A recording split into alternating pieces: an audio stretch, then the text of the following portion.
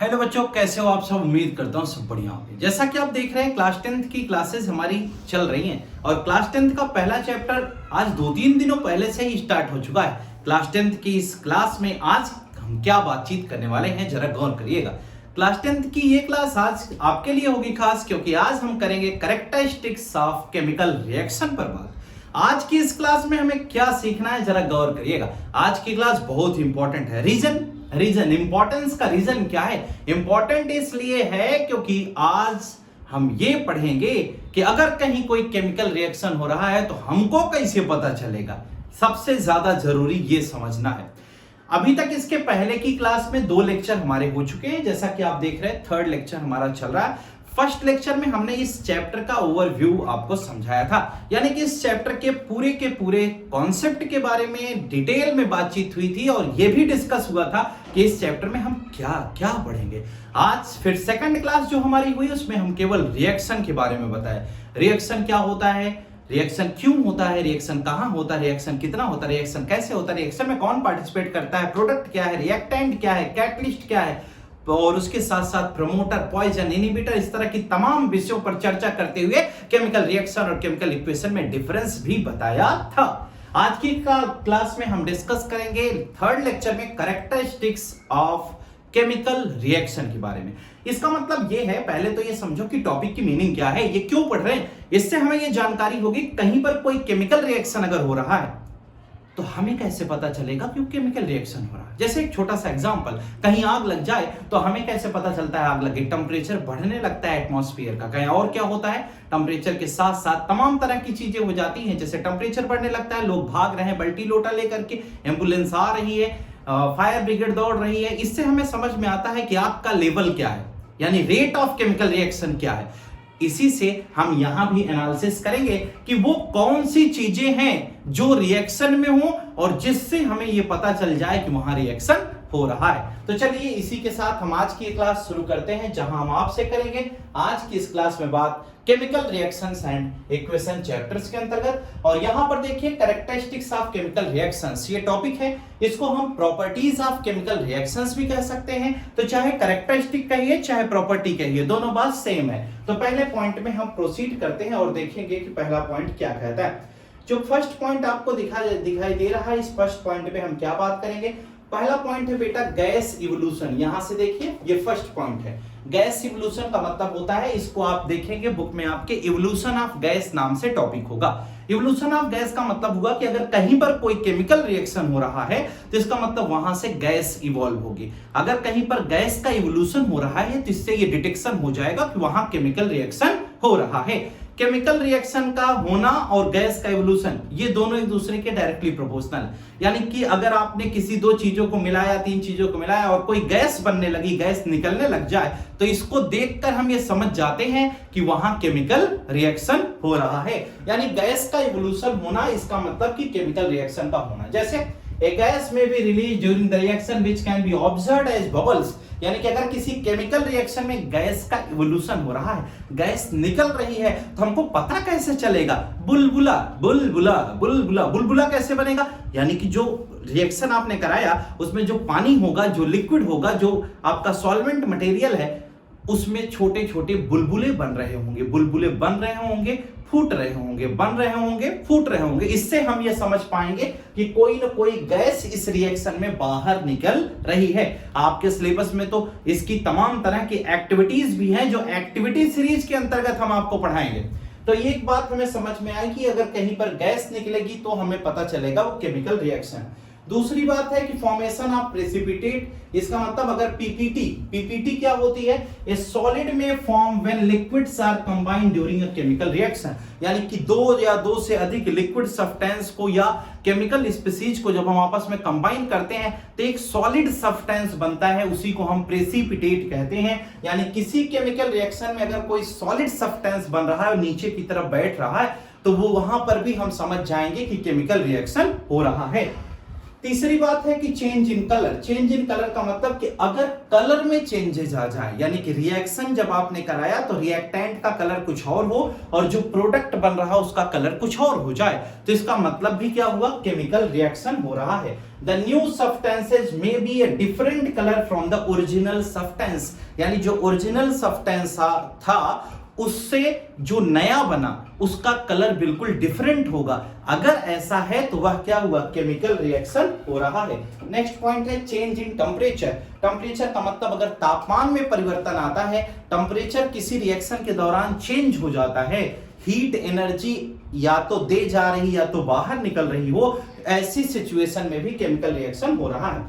The temperature of the reaction mixture में increase और decrease, यानी जो रिएक्शन मिक्सचर है उसका टेम्परेचर या तो बढ़ रहा हो या तो घट रहा हो, तो वो भी केमिकल रिएक्शन के अंतर्गत आता है। अगली बात जो मैं आपको बताता है वो चेंज इन स्टेट कहलाता है। जरा गौर करिएगा, चेंज इन स्टेट का मतलब ये हुआ कि अगर स्टेट या फेज में परिवर्तन हो रहा हो। कहें ये क्या होता है सर, यानी किसी की स्टेट का मतलब फिजिकल स्टेट मतलब सॉलिड लिक्विड गैस, अगर इस तरह का भी चेंज हो रहा हो तो भी वह केमिकल रिएक्शन को शो करता है। बहरहाल आपको यह जानकारी होना बेहद जरूरी है, क्योंकि phase transformation is generally a physical change but some phase transformations are chemical change. तो we will discuss about it in fifth point. तो चलिए स्टार्ट करते हैं बेटा अगला टॉपिक, जहां पर हम पहले पॉइंट पर बात करेंगे इवोल्यूशन ऑफ गैस, यानी कि कैरेक्टरिस्टिक्स ऑफ केमिकल रिएक्शन के अंतर्गत जो पहला पॉइंट है वो इवोल्यूशन ऑफ गैस है, या गैस इवोल्यूशन हम कहते हैं। यानी जब आप रिएक्शन कराते हैं तो उसमें से गैस निकलती है, उस गैस का डिटेक्शन कैसे होगा ये भी डिस्कस करेंगे, और गैस अगर निकल रही है तो हम कैसे पता पाएंगे, जरा गौर करिएगा। एग्जांपल लिया गया कि अगर हम जिंक को हाइड्रोक्लोरिक एसिड के साथ ट्रीट करते हैं, यानी जिंक को अगर हम हाइड्रोक्लोरिक एसिड के साथ ट्रीट करते हैं तो क्या होगा, जब जिंक को आपने Cl के साथ मिलाया तो ZnCl2 प्लस H2 आप ऑब्टेन करते हैं। आपको पता होगा ये Zn2 प्लस ये H प्लस Cl माइनस, तो ZnCl2 और H2 बन जाता है, ये जिंक क्लोराइड है और यहां से हाइड्रोजन गैस निकल रही है। और इस रिएक्शन के अंतर्गत एक बात ये जो लिखी गई, ये सॉलिड है, ये एक्वस है, ये एक्वस है, ये गैस है, इसका मतलब होता है फिजिकल स्टेट। एक्वस मतलब होता है पनिया टाइप का, पनिया मतलब हल्का हल्का पानी जिसमें हो, तो ठीक है,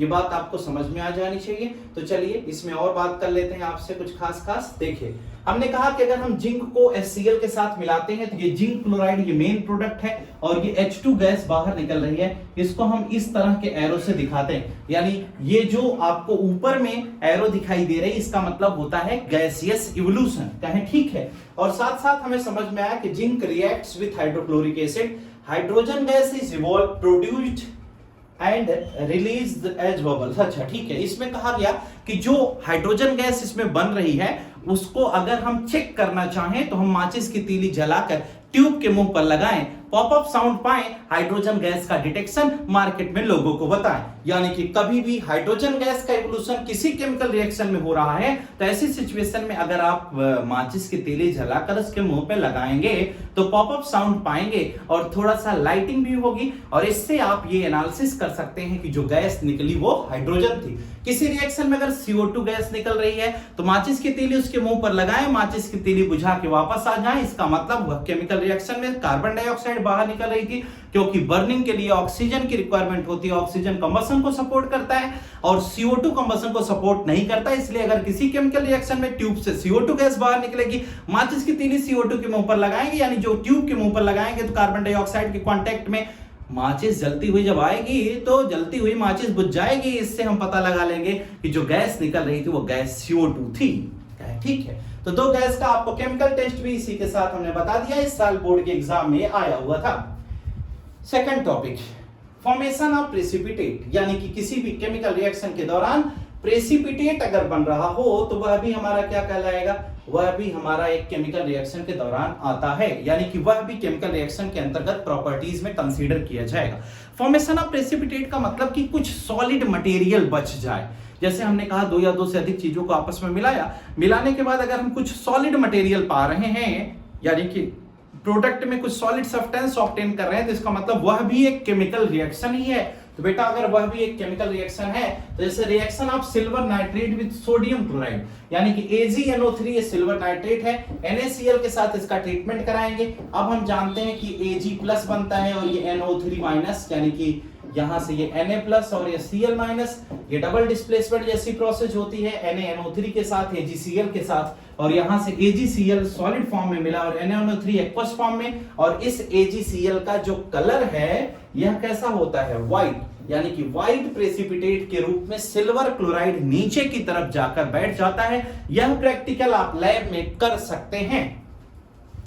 इसके साथ साथ आपको एक प्रैक्टिकल इसमें यह भी है कि अगर आप लेड नाइट्रेट, यानी कि यह भी बड़ा अच्छा रिएक्शन है, यानी कि अगर आपको लेड नाइट्रेट दे दिया जाए, इसको पोटेशियम आयोडाइड Ki के साथ मिलाते हैं तो प्रोडक्ट में बेटा PbI2 बनता है और KNO3 हो जाता है। और ये जो PbI2 है यानी कि ये लेड आयोडाइड, इसका कलर कैसा होता है, ये येलो PPT बनती है। और इसको भी आप प्रैक्टिकल में करके तुरंत चेक कर सकते हैं। यानी कि आप ये दोनों एक्टिविटी, जैसे इवोल्यूशन ऑफ गैस में हमने एक CO2 गैस के रिलीज होने की बात की बर्निंग टेस्ट से, हाइड्रोजन गैस का इवोल्यूशन बर्निंग टेस्ट से बताया, वो दोनों आप एक्टिविटी लैब में कर सकते हैं। और साथ ही साथ ये फॉर्मेशन ऑफ प्रेसिपिटेट में 2 एक्टिविटी हमने बताया, ये दोनों एक्टिविटी आप लैब में कर सकते हैं। ट्यूब लेकर के उसमें आप मिलाकर दोनों सॉल्यूशन को ये चेक करेंगे क्या प्रेसिपिटेट बनता है और क्या उसमें इस तरह के कलर ऑब्टेन होते हैं। अगर हाँ तो मुझे कमेंट करके जरूर बताइएगा।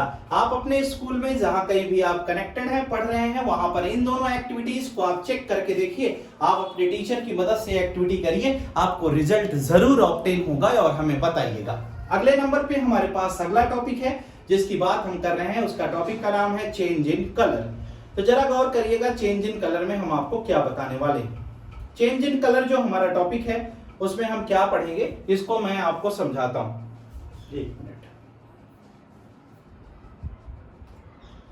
जो चेंज इन कलर है इसके बारे में हम बातचीत कर रहे हैं बेटा, जरा गौर से सुनिएगा। चेंज इन कलर में हम क्या बता रहे हैं, हमने ये कहा था कि जो ओरिजिनल कलर रिएक्टेंट का है उससे रिएक्शन मिक्सचर के दौरान प्रोडक्ट का कलर बिल्कुल बदल जाए। अगर प्रोडक्ट का कलर रिएक्टेंट के कलर से बदला हुआ मिलता है तो वह भी एक क्या कहलाएगा, प्रॉपर्टीज ऑफ केमिकल रिएक्शन के अंतर्गत आता है। तो जरा गौर करिएगा, reaction of iron with copper sulphate, यानी कि कॉपर सल्फेट के साथ अगर आयरन का ट्रीटमेंट करें CuSO4 + Fe, तो Fe क्या करेगा, कॉपर को डिस्प्लेस करता है, ऐसी केस में FeSO4 + Cu बन जाता है। अब जो यहाँ पर कॉपर सल्फेट का कलर है वह कैसा है बेटा, और जो फेरस सल्फेट का कलर है वो कैसा है, जरा इस पर गौर करिएगा। यानी कि हम ये कह सकते हैं कि इसमें जो हमने चीजें कंसीडर की हैं उसके बारे में जरा गौर से सुनिएगा। कॉपर सल्फेट और 2 आपको कंडीशन दी है, एक कॉपर सल्फेट है और एक फेरस सल्फेट है। तो कॉपर सल्फेट का जो कलर आपको मिलेगा वह कैसा होगा, ग्रीन, यानी कि कॉपर सल्फेट का कलर जो आपको मिलेगा वह ब्लू होगा, ग्रीन नहीं होगा। कॉपर सल्फेट का कलर आपको वाइट्रॉल ब्लू बोलते हैं इस सॉल्यूशन को, तो इसका कलर ब्लू होगा। और उसके बाद जो फेरस सल्फेट है यह ग्रीनिश मिलेगा, यानी पेल ग्रीन कलर इसका हो जाएगा। तो आप ये कह सकते हैं कि इसका कलर ब्लू था और ये क्या हो गया, ये फेरस सल्फेट, इसका जो कलर होगा वह ग्रीन हो जाएगा। इससे हम ये समझ पाते हैं कि आयरन के मिक्सिंग के बाद कलर में भी चेंजेस हो गए। अगर कलर में चेंज हो गया इसका मतलब ये हुआ कि यह एक केमिकल रिएक्शन है। आप इसे करके लैब में देख सकते हैं। कैसे करेंगे, आप आयरन की छोटी छोटे क्या ले लेंगे, क्रिस्टल्स ले लीजिए या आयरन की एक नेल लीजिए, कॉपर सल्फेट का सॉल्यूशन बनाइए, ब्लू वाइट्रॉल बोलते हैं। कॉपर सल्फेट के सॉल्यूशन में आयरन नेल को डिप कर दीजिए और थोड़े समय के बाद आप देखेंगे कि जो कलर होगा वह बिल्कुल बदल चुका होगा, उसका कलर पेल ग्रीन हो जाएगा, कॉपर बाहर हो जाएगा, यानी कॉपर अलग हो जाएगा और हमें आयरन सल्फेट मिलेगा। हमें यह कैसे पता चलता है, क्योंकि कलर चेंज हो जाता है, इससे हम इस चीज को डिटेक्ट कर पाते हैं। आप इस एक्टिविटी को लैब में करके देख सकते हैं और ये आपके लिए होगी खास अगर आप इसे लैब में करेंगे तो। नेक्स्ट, चेंज इन टेम्परेचर, यानी कि टेम्परेचर में अगर हम चेंज की बात करें बेटा तो जरा इसको गौर करिएगा। यानी कहा यह गया कि अगर रिएक्शन मिक्सचर के दौरान सिस्टम का या रिएक्शन का टेम्परेचर बदल जाए तो वह भी एक केमिकल रिएक्शन है।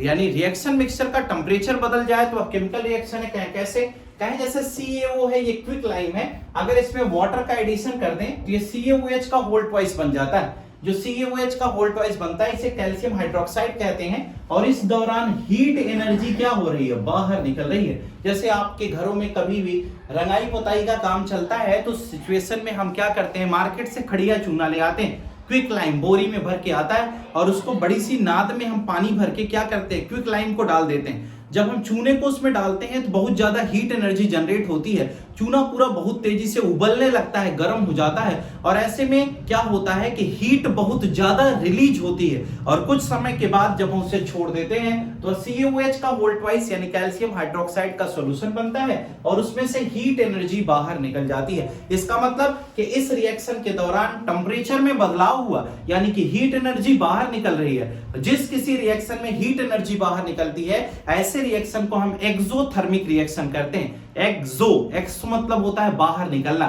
थर्म मतलब हीट, जिसमें हीट एनर्जी बाहर निकलती है वो एक्सोथर्मिक रिएक्शन कहलाता है। ये बात आपको समझ में क्या आता है जो मैं आपको बताता है, समझ में आता है? एक्सोथर्मिक में हीट एनर्जी बाहर निकलती है, और एक इसी तरह का इंडोथर्मिक रिएक्शन होता है जो चेंज इन टेम्परेचर पर डिपेंड करता है। तो इंडोथर्मिक क्या होता है? जिसमें हम हीट एनर्जी देते हैं। अगर किसी सिस्टम में हीट एनर्जी दे रहे हो तो इंडोथर्मिक, और हीट एनर्जी बाहर निकल रही है तो एक्सोथर्मिक, लेकिन दोनों ही चेंज इन टेम्परेचर जैसी प्रॉपर्टी के अंतर्गत आते हैं और दोनों केमिकल रिएक्शन कहलाते हैं, क्योंकि टेम्परेचर का चेंज हम दोनों में पाते हैं, किसी में इंक्रीज तो किसी में डिक्रीज, इसलिए हम इसे चेंज इन टेम्परेचर के अंतर्गत पढ़ जाते हैं। आइए अगली बात हम आपको बताते हैं, जहां पर चेंज इन स्टेट के रूप में हम आपको बताते हैं। चेंज इन स्टेट में एक एग्जांपल आपके सामने लिखा गया, बहुत गौर से सुनिएगा। एक्चुअली ये चेंज इन स्टेट का एग्जांपल है, लेकिन यह एक केमिकल रिएक्शन नहीं है। कहा सर फिर क्यों लिखा गया है? जरा गौर करिएगा, क्योंकि ये लोगों को कंफ्यूजन हो जाता है कि इसमें स्टेट का चेंज हो रहा है तो वह केमिकल चेंज होगा ना। स्टेट का चेंज होगा तो वह फिजिकल भी हो सकता है, केमिकल भी हो सकता है। अगर स्टेट में होने वाला चेंज फिजिकल चेंज है तो वह केमिकल रिएक्शन की प्रॉपर्टी नहीं कहलाएगा, और स्टेट में होने वाला चेंज अगर वह केमिकल चेंज है तो वह प्रॉपर्टीज ऑफ केमिकल रिएक्शन के अंतर्गत एक एग्जांपल बन के आएगा।